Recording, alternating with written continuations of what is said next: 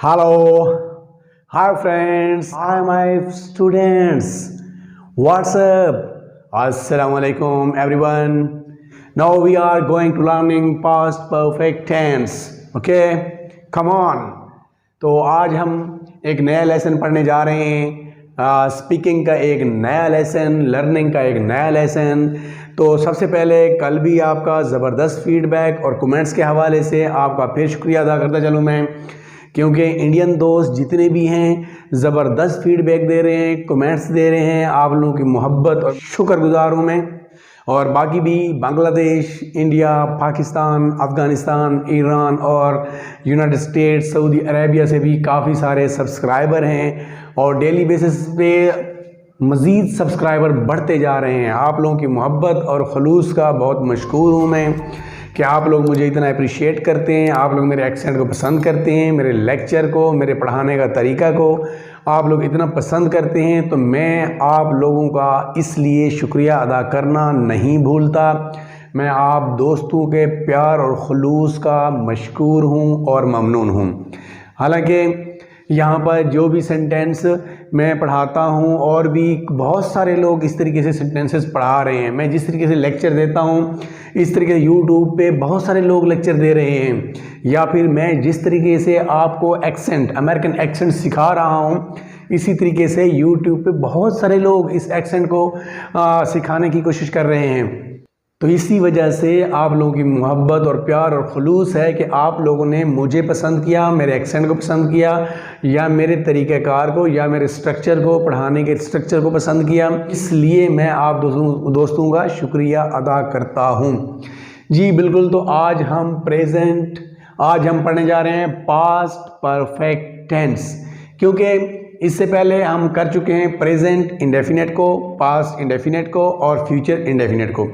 उसके बाद हमने किया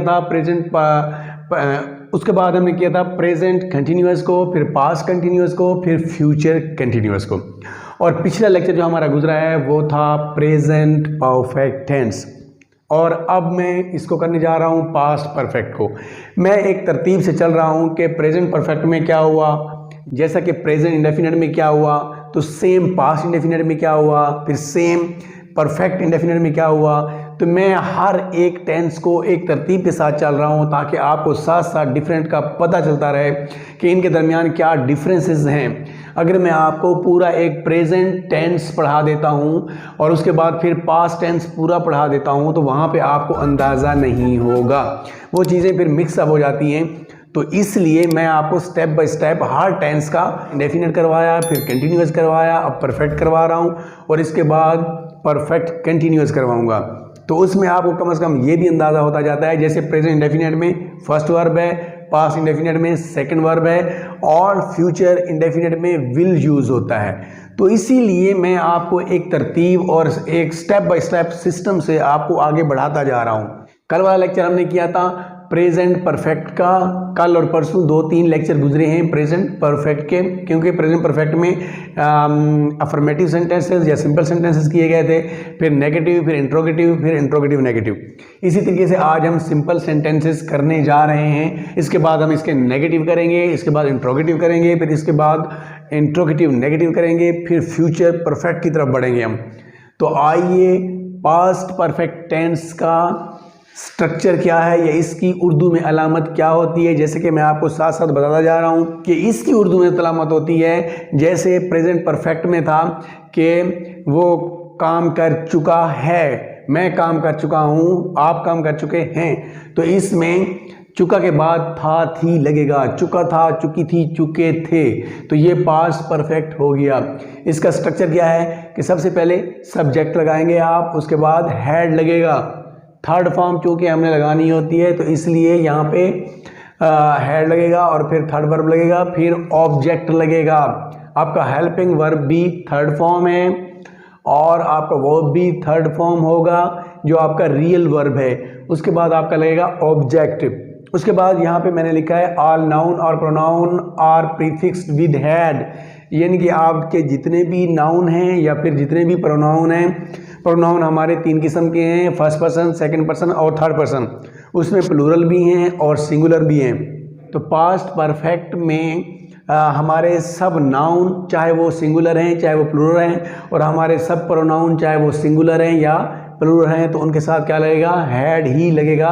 जैसे पास्ट में नेगेटिव और इंट्रोगेटिव के लिए सबके साथ डिड नॉट या डिड लगता है, इसी तरीके से सबके साथ हैड ही लगेगा। तो आइए कुछ सेंटेंसेस बनाते हैं इसके कि आई हैड लर्नड इंग्लिश, मैं इंग्लिश सीख चुका था। आई हैड लर्नड इंग्लिश, मैं इंग्लिश सीख चुका था। And you had learned English, आप इंग्लिश सीख चुके थे। He had learned English, they had learned English, everyone had learned English, हर एक शख्स जो है वो इंग्लिश सीख चुका था। सबके साथ हैड आ गया। फिर भी मैंने सब प्रोनाउन के साथ एक अलग अलग सेंटेंसेस बनाए हैं ताकि आपको तसल्ली हो जाए, आपकी कन्फ्यूजन दूर हो जाए। उसके बाद he had done his work, उसने वो अपना काम कर चुका था।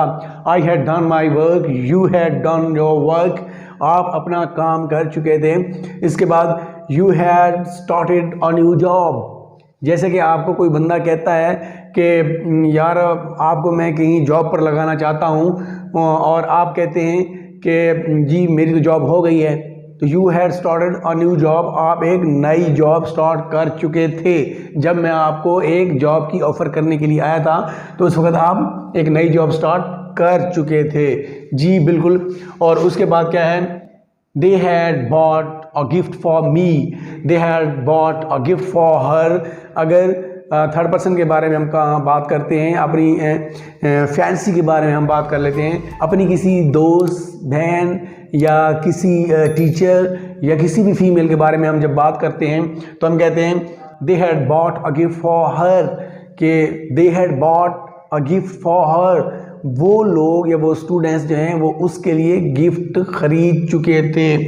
We had accepted our invitation, we had accepted her invitation, you had accepted her invitation, and they had accepted her invitation, उसकी इनविटेशन, उसकी दावत कबूल कर चुके थे। She had met me already, and वो मुझे पहले ही मिल चुकी थी या वो मुझसे पहले ही मुलाकात कर चुकी थी। You had met me already and they had met me already, they had met you already, तो इस तरीके से वो आपको पहले ही मिल चुके थे। It had destroyed that place, it had destroyed that place, तो वो जगह जो है वो तबाह हो चुकी थी। ये जो चीज़ें बेजान चीज़ों के लिए, जानों के लिए इट यूज़ होता है, तो यहाँ पे जगह के लिए इट यूज़ हुआ है। उम्मीद करता हूँ कि आज का लेक्चर भी आपको अच्छे तरीके से समझ आ गया होगा। ज़बरदस्त लेक्चर है। इसमें आपके माजी में जो काम कंप्लीट हो चुके थे या आप कर चुके थे तो उसके बारे में आप उर्दू से इंग्लिश ट्रांसलेट करेंगे। जी बिल्कुल। तो इंशाल्लाह उम्मीद करता हूँ कि जितने पीछे लेक्चर जा चुके हैं, ये लेक्चर नंबर 24 है, और अगर आप कोई नए यूज़र हैं, कोई नए व्यूअर हैं, तो आपको मेरे चैनल को सब्सक्राइब करना चाहिए ताकि हर नया आने वाला लेक्चर लेसन आपको भी मिलता रहे। जितने भी मेरे पुराने व्यूअर हैं उनका बहुत शुक्रिया जो मुझे सपोर्ट कर रहे हैं और वो मुझसे कुछ सीख रहे हैं, तो उनके लिए बहुत सारा प्यार मेरी तरफ से। I love you a lot because you are supporting me every day. तो इस तरीके से इंशाअल्लाह अब हम मिलेंगे अगली सुबह अगले नए लेसन या नए लेक्चर के साथ। हयात बाकी, मुलाकात बाकी। वस्सलाम।